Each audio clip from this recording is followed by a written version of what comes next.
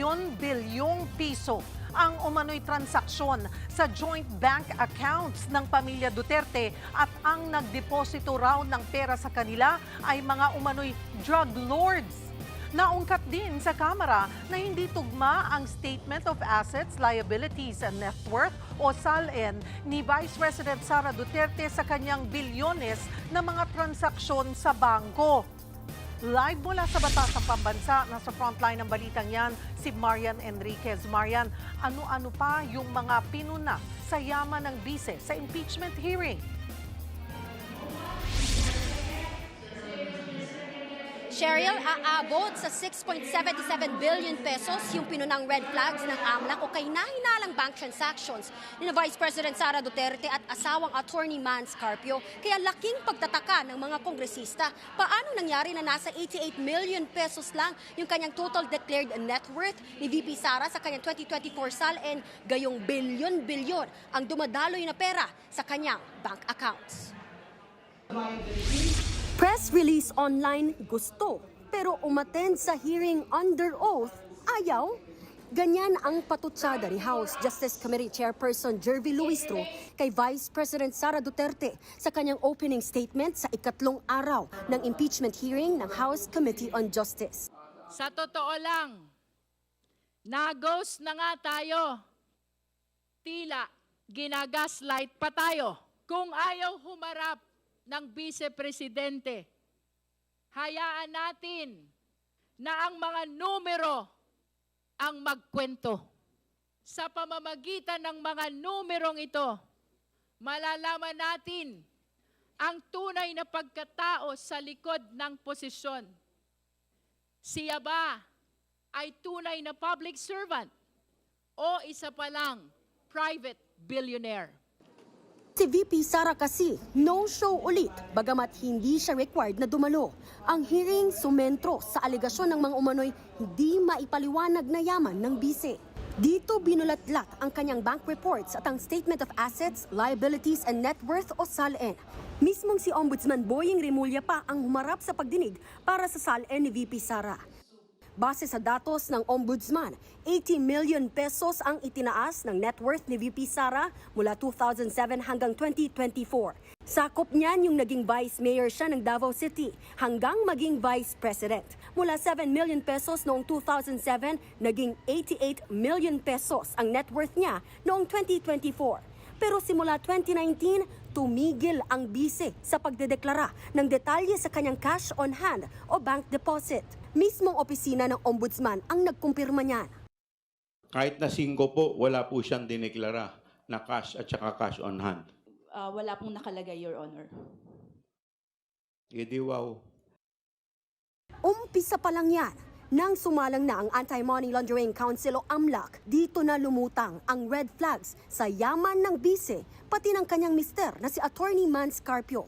Isa sa pinuna ang 6.7 billion pesos na halaga ng bank transactions ng mag-asawa. Base sa records mula 2006 hanggang 2025, nasa 630 ang kabuuang covered transactions o yung mga transaksyon na lagpas sa 500,000 pesos. Habang 33 naman ang suspicious transactions o yung mga kahina-hinala. Sa transaksyong yan, 3.77 billion pesos ang nakita sa accounts ni VP Sara. Habang ang 2.99 billion pesos naman ang kay Attorney Carpio. Tanong ng mga kongresista, paanong bilyones ang transaksyon ng bise kung milyon lang ang net worth niya? Hindi ho magbabangga doon po sa kabuuan ng kanya pong net worth at 88 million at doon po sa mas maliit pa nga na mga net worth in a previous reporting. At ang nakakapagtaka po, Madam Chair, para yatang hindi nagtutugma yung kwento sa kwenta.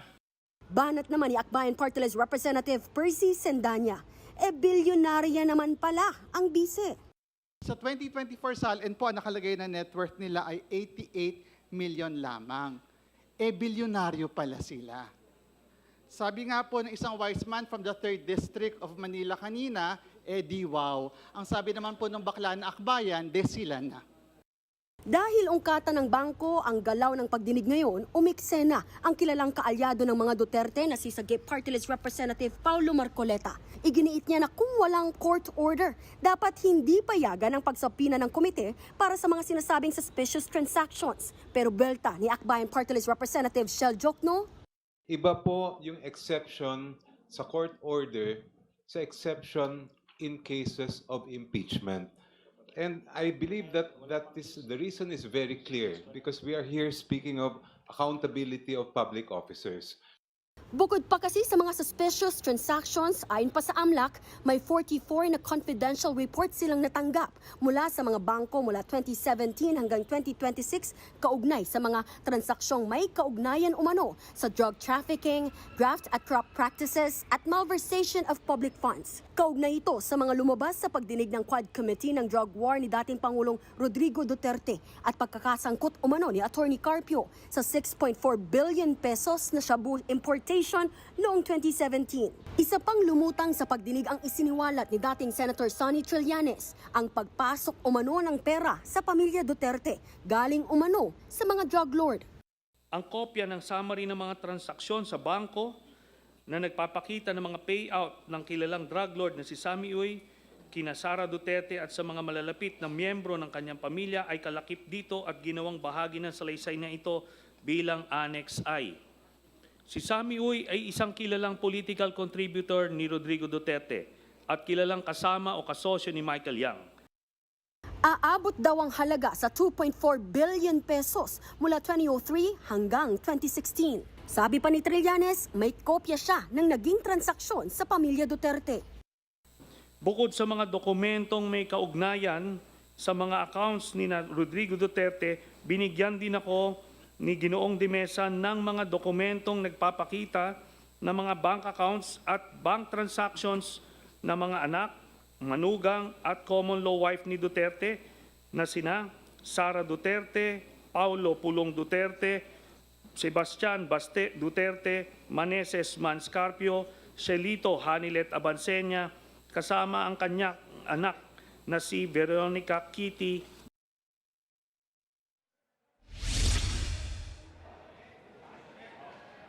Cheryl, kinumpirma nga ng AMLAC yung 18 bank transactions na randomly selected ni ML Party List Representative Leila De Lima sa annex na prinisinta nga ni Trillanes. Ibig sabihin, totoong nag-exist yung mga transaksyon. Kabilang na riyan ang umano'y 3 payouts mula sa umano'y drug lord na si Sammy Uy. Yan muna ang latest. Dito sa kamera, balik sa Cheryl. Marian, may pahayag na ba si VP Sara o ang pamilya Duterte sa mga aligasyon sa impeachment hearing? Cheryl, sa mga oras nga na ito, wala pa tayo nakukuhang pahayag mula nga doon sa kampo ni VP Sara at kasulukuyan pa rin natin silang inihinga ng panig. Cheryl. At sa tindi ng mga isiniwalat ngayon sa Kamara ay paano nakikitang uusa ditong impeachment hearing ni VP Sara? Yan nga, Cheryl, yung aalamin natin mismo sa mga miyembro ng House Justice Committee. Hopefully, magpa-press con din sila kung gaano kabigat itong mga nalaman ng mga bank transactions para doon sa alleged unexplained wealth at umano'y hindi pagdedeklara ni VP Sara ng mga ari-arian sa kanyang salin para nga dito sa pagdedetermina ng probable cause o kung sapat ba yung basehan para nga umusad pa yung mga reklamong impeachment. At Cheryl, sa April 29, sa susunod po na Miyerkules, sasalang yung alegasyon ng pagbabanta ni VP Sara sa buhay ni Pangulong Bongbong Marcos, First Lady Liza Araneta Marcos at dating House Speaker Martin Romualdez. Balik sa'yo, Cheryl. Maraming salamat, Marian Enriquez. Mga kapatid, Cheryl Cosing po. Maging maalam at may pakialam sa mga napapanahong issue at headlines. Mag-follow at mag-subscribe na sa social media pages ng News 5.